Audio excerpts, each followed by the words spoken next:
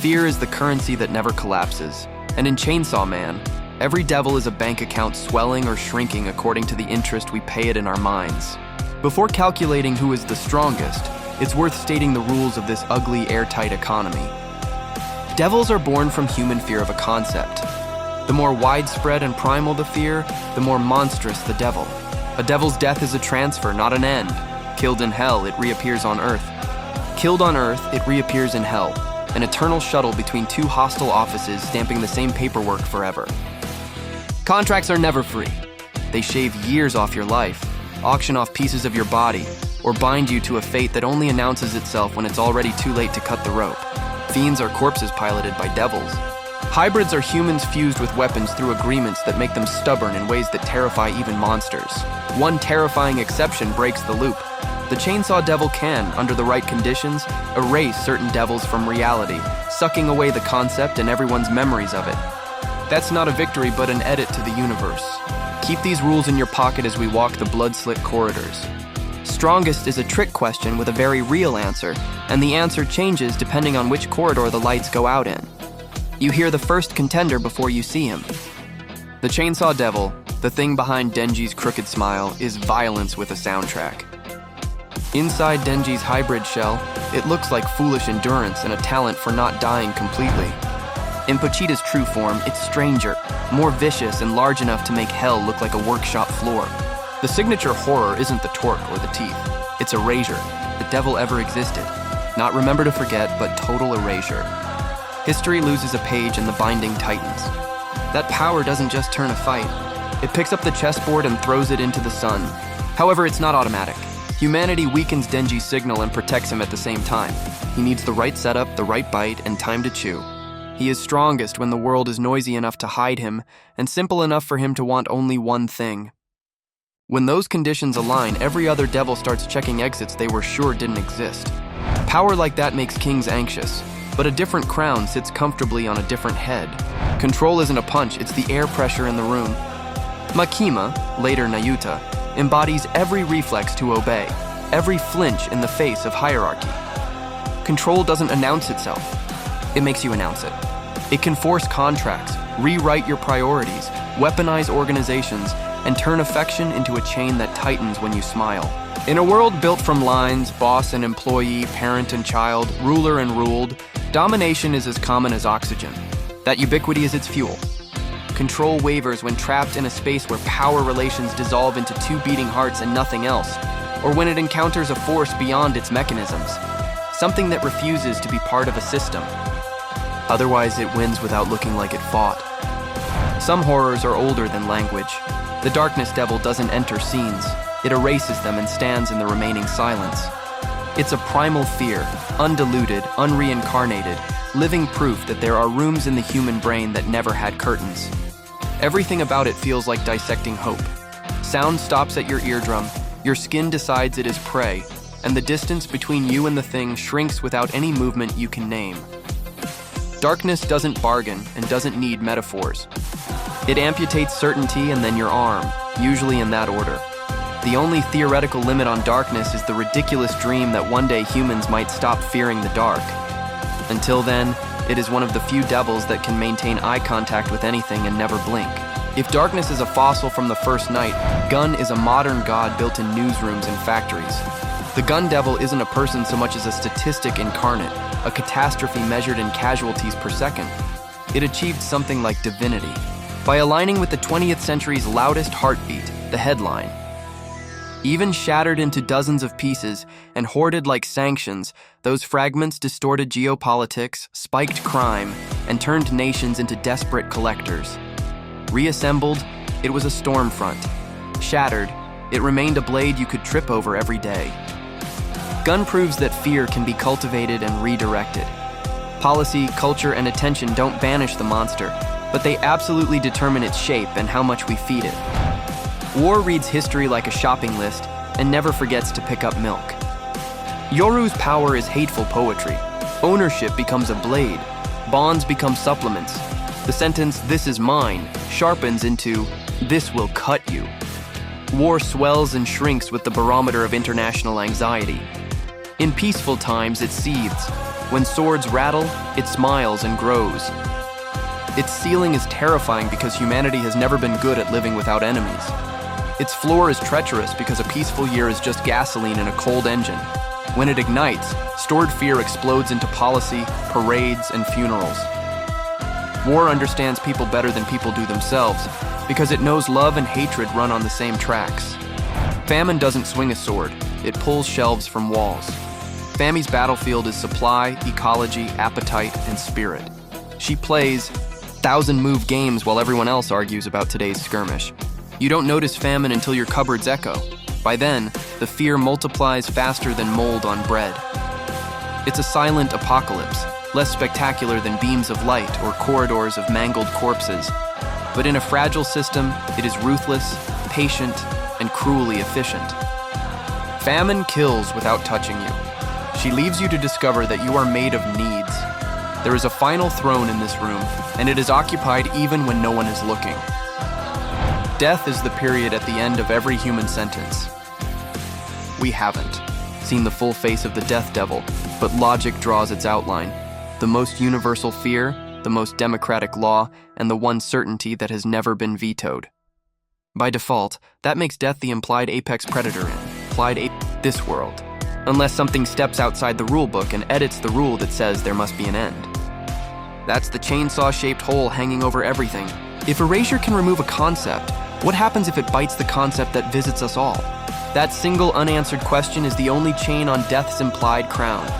And the irony is that the chain is woven from fear of what the answer might be. Not all horrors wear medals. Eternity is the panic of a corridor looping back on itself, a hotel that swallows your footprints.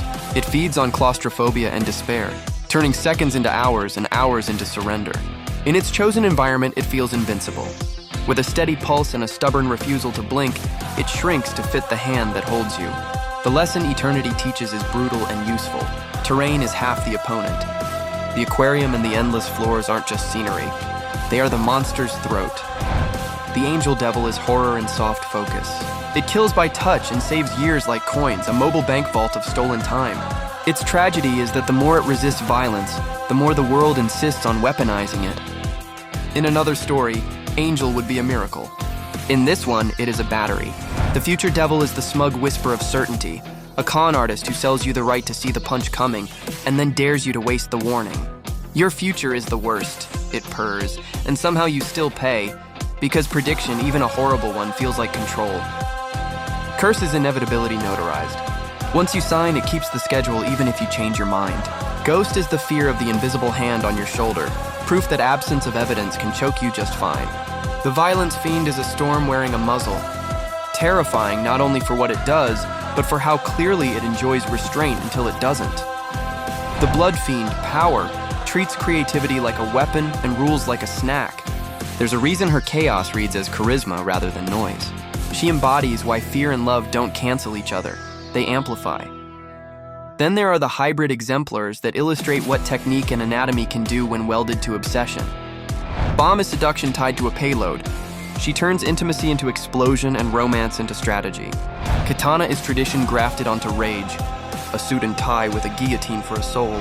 Doll, Santa Claus, shows the export market of fear. One person's horror outsourced as labor across the city. Falling deserves special mention among the primal fears. It's the fear that arrives the moment gravity reminds you that you're not in control. Falling doesn't need a speech. It only needs a ledge and a brain that knows what happens next. Its attacks are almost polite in their simplicity, and that's what makes them so persuasive. And woven throughout all of this is the ugly ecology of public safety contracts. Fox will lend you a bite if you lend it a limb. Snake wants everything and then a little more. A nail can be a cursed spear if you drive it with the right words. Case files lead to the trapdoor under the conversation. Strongest depends on location. In hell, the chainsaw devil plays at home. It's noisy there in a way that makes erasure easier to stage and harder to interrupt. On Earth, control owns the buildings, the laws, and the scripts. Power funds itself. In a blackout, darkness is king. In a rolling news cycle, gun is gospel. In shortages, famine is the weather. In mobilizations, war writes the calendar. If you insist on ranking without context, you get drunk on your own categories. If you separate types of dominance, the list becomes a map. The metaphysical ceiling belongs to the primal fears: darkness today, death in principle. Rule breaking belongs to the Chainsaw Devil because erasure beats reincarnation. Social dominance is control's domain, with gun, war, and famine swelling or shrinking according to the era. Who wins in a fight? Becomes the wrong question. Who sets the conditions of the fight? Is the only one that holds true. It helps to slow down and tell 3 stories that prove the rules instead of just stating them. First, the 20th century mass-produced fear like it mass-produced bread, and the factory output minted the gun devil like a coin. Headlines are rituals, daily incantations repeating a name until it grows teeth. Media can summon as cleanly as any chalk circle on a cathedral floor. That's why gun fragments acted like policy, and policy acted like food. The fear wasn't just in our hearts, it was printed and distributed. Second, love and loyalty became chains in control's hands. The scariest devils don't sharpen claws. They sharpen obedience. A nation's worth of unspoken rules, every unreturned favor, each unacknowledged crush. Makima braided them into rope and made everyone grateful to be leashed. That's scarier than raw power because it doesn't look like coercion. Third, the funniest lesson wore a holiday mask and turned out to be a horror movie anyway. Too much information is as scary as a knife. Knowledge without escape is a prison with glass walls. Eternity aquarium, whatever shape it takes. The moral remains, if you can't get out, more facts only teach you how your cage is built. With that foundation, the longer tour stops at places the quick version rushed past. Denji's limits aren't just plot leashes, they are ethical ones. The Chainsaw Devil can only become a world editor when Denji stops being a boy who wants stupid, beautiful things. Pochita's promise, to show him the simple dreams he never had time for, anchors the apocalypse to a stray dog's hope. He, paradoxically, is more dangerous when treated like an object, because it empties him out. Fill him with friends, food, and a roof that doesn't leak, and he becomes hard to weaponize on a cosmic scale, but unstoppable on a human scale. That duality is the humane center of a very inhumane setting. A miracle that the end of the world is also someone who wants breakfast. Makima's horror was never the beam spam. It was the paperwork. She turned bureaucracy into body armor and affection into artillery. Her contracts looked like recruitment posters and love letters because she understood that people don't sign away freedom under duress. They sign because they want to be chosen. That's why the transfer of the control devil to Nayuta matters. A god of chains raised with boundaries and kindness might still be terrifying, but the horror points in a different direction. You don't change a primal law. You teach it table manners and pray that's enough. Darkness on first contact teaches anatomy with a bone saw. The Train to Hell isn't a set piece. It's a lecture. The way bodies are arranged, the way sound dies. That's a kind of pedagogy. Here are the tools I use.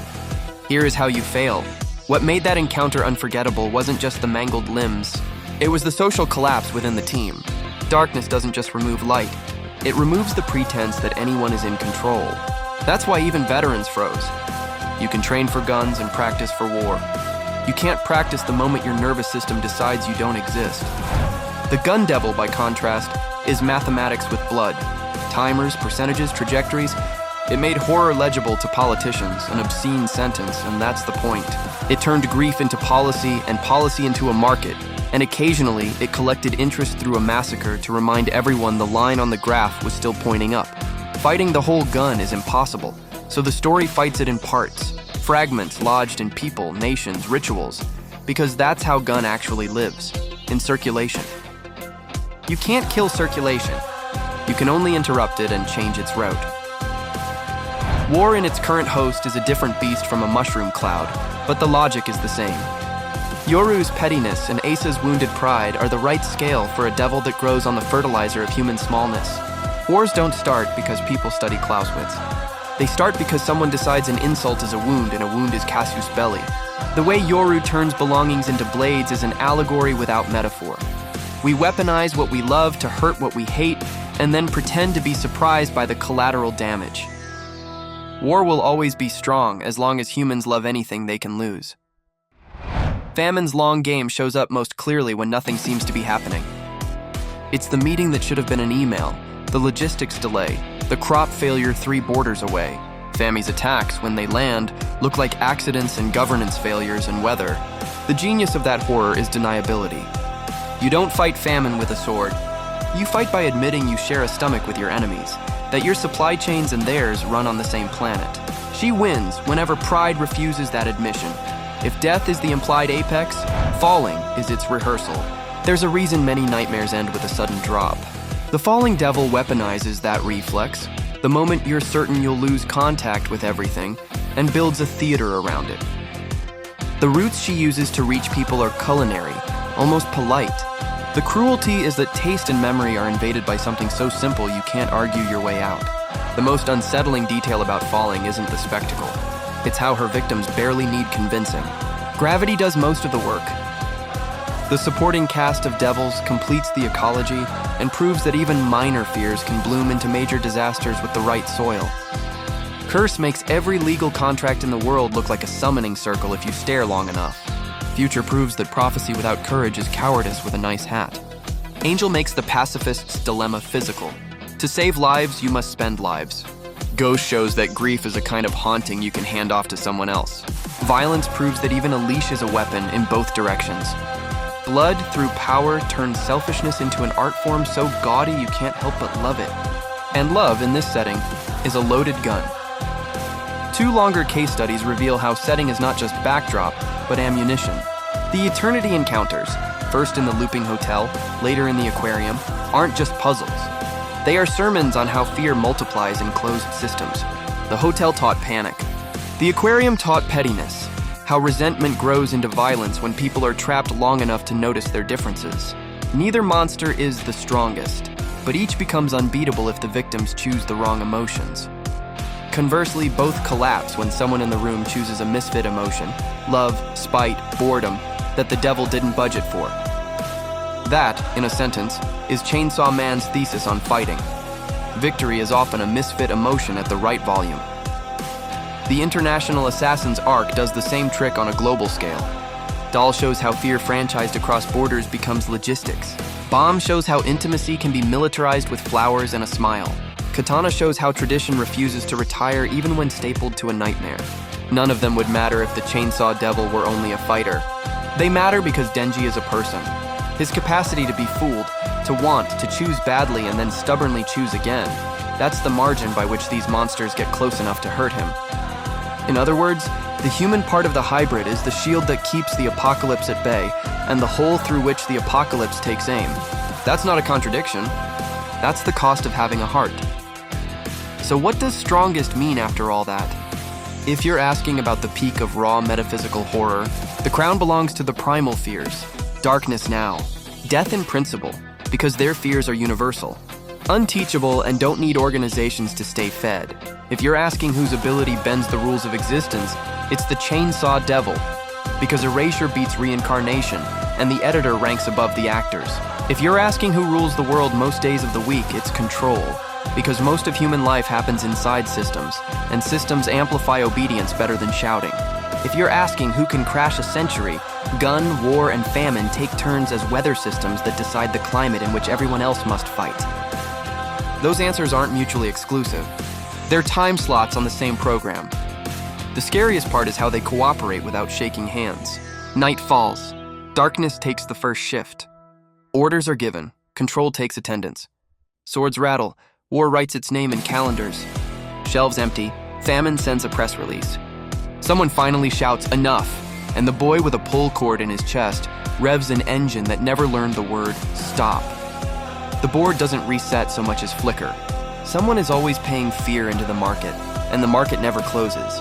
The honest answer to who is the strongest is threefold and unsatisfying. The one that defines the rules, the one that edits the story, and the one we're investing in today. The first is usually death or darkness. The second is a chainsaw with a dog's heart. The third is whatever our headlines, habits, and hungers make bigger, when we throw attention at them. That, finally, is the sneaky hope the series slips into the gore. If fear is currency, attention is the mint. We can't zero out fear, and we shouldn't try. Fear keeps us from stepping off roofs to see what happens. But we can decide which accounts to fund. We can notice when we're being asked to obey rather than understand. We can remember that love, chosen freely and stubbornly, is not a leash unless we allow it. And we can be honest that sometimes the strongest thing in the room is a ridiculous, selfish, shameless desire to live long enough to eat breakfast with people who know our names. In a universe where concepts have teeth, that desire is both a target and a weapon. It won't erase death or silence darkness, but it can keep control hungry, starve war for a season, embarrass famine, and, if you pull it, give the chainsaw devil a reason to bite the right thing at the right time.